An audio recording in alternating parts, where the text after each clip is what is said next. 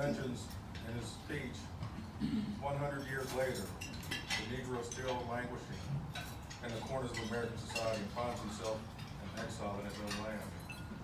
He mentions this 100 years later several times in the speech. At that time, 100 years later, was mentioned after the Emancipation Proclamation was issued. Abe Lincoln actually issued the Emancipation Proclamation twice. Once in 1862 and then again in 1863. President Lincoln actually considered the emancipation to be the most important aspect of his legacy. And he says, and I'll quote, "I never in my life felt more certain that I was doing right than I do in signing this paper. If my name ever goes into history, it will be for this act, and my whole soul is in it." Those are some pretty powerful words. One would think that at this point, we could live in a society where everyone was counted as equal. That would not be the case. Likewise, many women struggle to attain equality.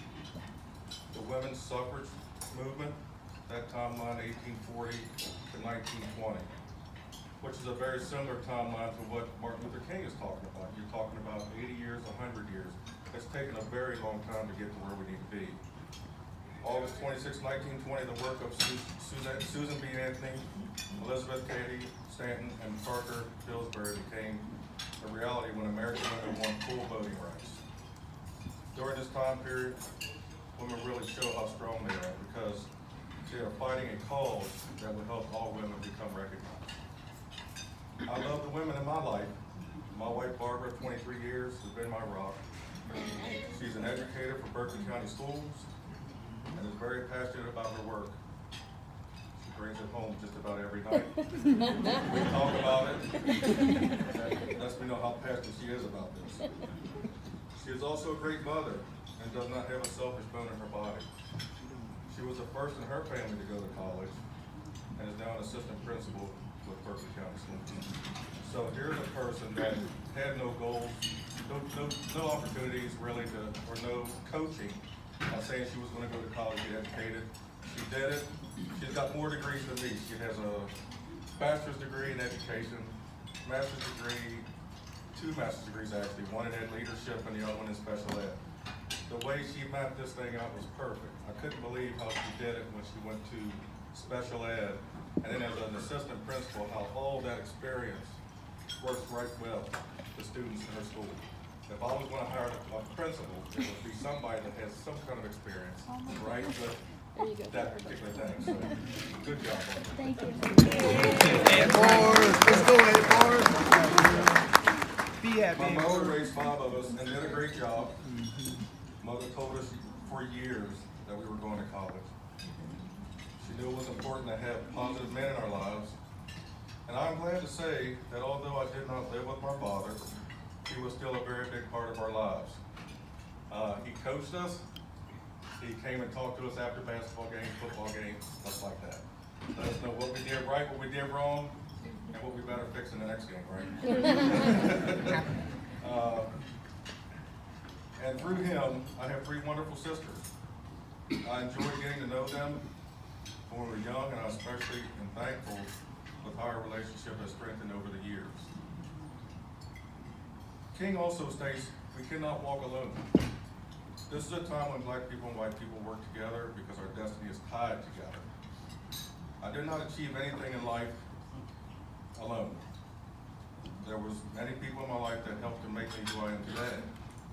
I don't know if you guys remember, but there was a man named Jack Beavers. He used to run. He was a retired Navy veteran.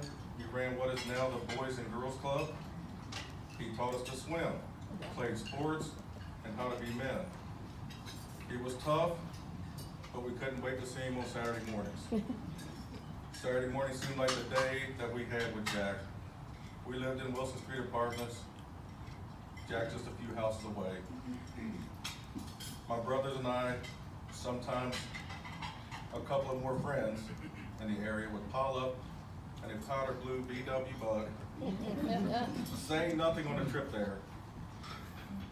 Watch as Jack spit tobacco juice on the ground, and then finally get the door open for us. He knew many of us didn't have much, so he made the dues $1. and we could wear whatever shoes we had to play basketball. And if you look at some photos from the late 70s, early 80s, most of us had hard-soled shoes with a buckle. We learned to keep dribbling when we wanted to stop because we knew we would slide 3 to 4 feet. And didn't want to be penalized for traveling. I don't know if he had any enemies in this town, but he was one of the greatest to me. Yeah. I also had a professor named Jack Smith at Shepherd College. He was my advisor, my chemistry teacher. Really convinced me that getting an education would be the best thing for me. There were many days in college when I wanted to quit. Through his encouragement, I worked harder, committed myself to completing my degree, and many doors have opened up. And he couldn't have been more true than when he told me that, finish, Mike, you gotta finish. And I'll tell you now, it's not easy going to college. So like, a lot of people at work that would say things like, you know, I don't know why you need a degree to do this or that. Maybe you don't. There are a lot of smart people out there that don't have college degrees. But I finished. And a lot of employers want to see that you were able to finish something, right? You don't have to have it. But when you finish, that says a lot for your character. Only by walking together can we realize the dream. Martin Luther King also said, we cannot be satisfied as long as Negroes' basic mobility is from a small ghetto to a larger ghetto. We can never be satisfied as long as our children are stripped of their selfhood and robbed of their dignity by signs stating, for whites only. I have never witnessed white-only signs. Thanks to Martin Luther King's efforts and everyone that marched peacefully with him, I was able to enjoy a much more pleasant, enjoyable life. I attended kindergarten at Raymer. I believe my class was the last class to attend Raymer. It was a kindergarten class. My teacher was Mrs. O'Toole, and we had a great time. I remember my days at Winchester Avenue School. We couldn't wait to see Mr. Murphy come out of the building and on down to our asphalt football field. There was a large tree just inside the out-of-bounds area, and if you were lucky enough to get in that position, the wiffle football came your way. You just don't drop it because it's coming fast and furious. I enjoyed attending Martinsburg High School. When I saw Dr. Perry as a freshman, I was impressed. Dr. Perry was the first black administrator I had in school. He was a great man and did a spectacular job, as did all teachers I had in Berkeley County. Part of Martin Luther King's dream was for his children not to be judged by color of their skin, but by their character. I also have a dream that my children will not be judged unfairly. My daughter Michaela is a junior at Martinsburg High School, has done some great things in her life already, a lot more than I did at her age. My dream has always been for my daughter to be treated fair as she grows up and experiences what life has to offer. I also think that this world will need to be ready for her. She's packing a 4.5 GPA and doesn't know what she wants to do. Something is going to spark her interest, and I know she will be successful. My son Cameron was my first child, and I was scared to death to bring him home without a nurse. I coached Cameron, watched him grow, got him all the toys that I wanted as a kid, taught him to swim and ride a bike. He is now in college studying English and critical writing at West Virginia University. His goal is law school. And I'm very proud of him, and I pray that he achieves everything that he sets out to be. In closing, I just want to say that if you work hard, you can get what you want out of life.